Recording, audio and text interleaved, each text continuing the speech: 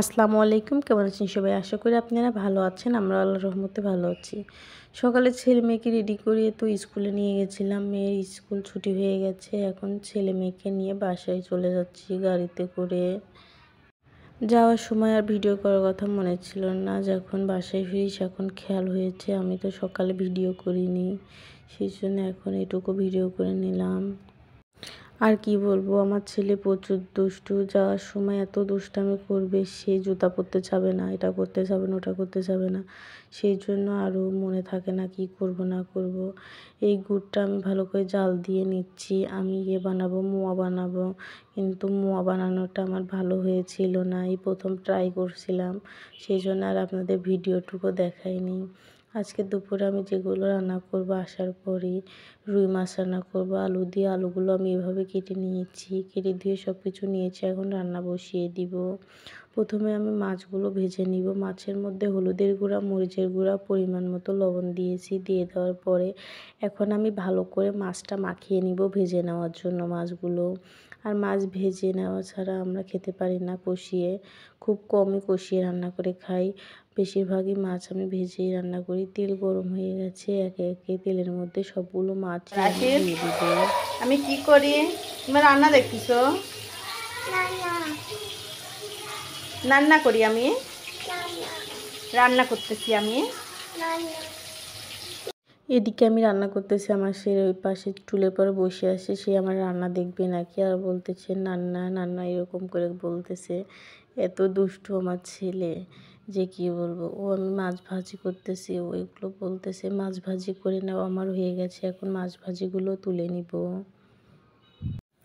মাছগুলো তুলে নেওয়ার পরে আমি মশলাটা ভালো করে কষিয়ে নিয়েছি মাছ রান্না করার জন্য। মশলা কষিয়ে নেওয়ার পরে ধুয়ে রাখা আলুগুলো দিয়ে দিলাম। পাতলা করে কেটে নিয়েছি, যেহেতু আলু দিয়ে রান্না করতেছি। 2 জন মানুষ খাবো, ছেলে মেয়ে আর আমি। সেই জন্য বেশি করে আর তরকারি দিইনি। 4-5টা আলুই কেটে নিয়েছি, অল্প করেই তরকারি রান্না করব। তারপরে সামান্য পানি দিয়ে দিলাম। এই পানিতেই আলুটুকু আমি ভালো করে কষিয়ে নিব।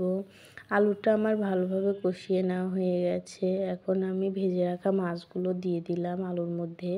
দিয়ে দেওয়ার পরে আলুর সঙ্গে মাছটাও আমি ভালো করে কষিয়ে নিব। কষিয়ে নেওয়ার পরে তারপরে পানি দিব।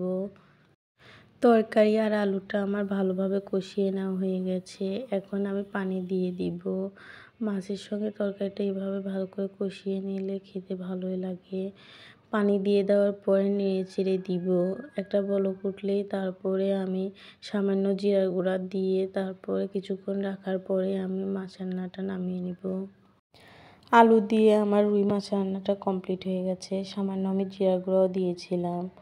দিয়ে দেওয়ার পরে কিছুক্ষণ জাল দিয়ে নেওয়ার পরে রান্নাটা আমার কমপ্লিট হয়ে গেছে। এখন দেখব লবণ ঝাল সব কিছু ঠিক আছে নাকি।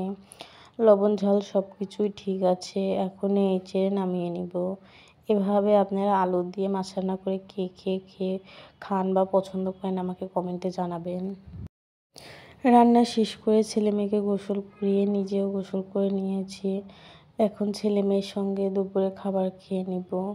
যেহেতু ছাবের বাবা নেই, আমি আর আমার ছেলে মেয়ে এক প্লেটেই খাবার খেয়ে নিই। আলাদা করে ছেলে মেয়েকে আর খাবার খাওয়াই না, এক প্লেটেই ছেলে মেয়ের সঙ্গে খেয়ে নিই।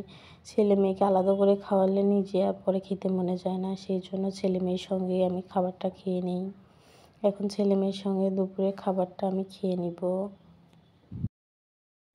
ছেলেকে ঘুম পাড়িয়ে দিয়ে এখন মেয়েকে নিয়ে মেয়ের প্রাইভেটে যাচ্ছি। মেয়েকে প্রাইভেটে দিয়ে আবার চলে আসতে হবে। আবার যখন মেয়ের প্রাইভেট ছুটি হওয়ার সময় হয়ে যাবে তখন মেয়েকে আবার প্রাইভেট থেকে নিয়ে আসব। মেয়ের পেন্সিল ফুরায় গিয়েছে।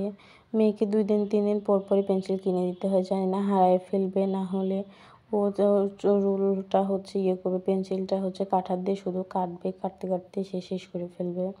এরকম এক অবস্থা। ছোটো বাচ্চারা মানে এরকমই হয়, পেন্সিল খুবই হারায় ফেলে। এত কিনে দিতে হয় পেন্সিল আমার। পেন্সিল দোকান থেকে কিনে নিয়ে এখন মেয়েকে প্রাইভেটে দিতে যাচ্ছি। প্রাইভেটে দিয়ে তারপরে চলে আসবো বাসায় আমি। বিকেলে মেয়েকে প্রাইভেট থেকে নিয়ে আসার পরে ছেলে মেয়েকে আমি দুধ খেতে দিই প্রতিদিন। প্রায় প্রতিদিন দুধ দেওয়ার চেষ্টা করি বিকেলে 1 গ্লাস করে। মেয়ের যেহেতু স্কুল প্রাইভেট দুইটাই করে, যে এতটুকুই চাপ পড়ে মাথায়, দুধ ডিম খাওয়ালে না ভালো হবে। আমার মেয়ের মেধাটা খুবই ভালো, জানি না কিসের জন্য। ওর পড়াটা একবার পড়ালেই ওর মাথায় ঢুকে যায়, কি জন্য জানি না। ওকে পড়ানোর জন্য আমার ঝামেলা করতে হয় না বেশি। ছেলেকে খেতে দিয়েছি। আজকের মতো ভিডিওটি আমি এখানেই শেষ করলাম। আমার ভিডিওটি যদি আপনাদের ভালো লেগে থাকে লাইক, কমেন্ট ও সাবস্ক্রাইব করে আমার পাশে থাকবেন। আল্লাহ হাফেজ।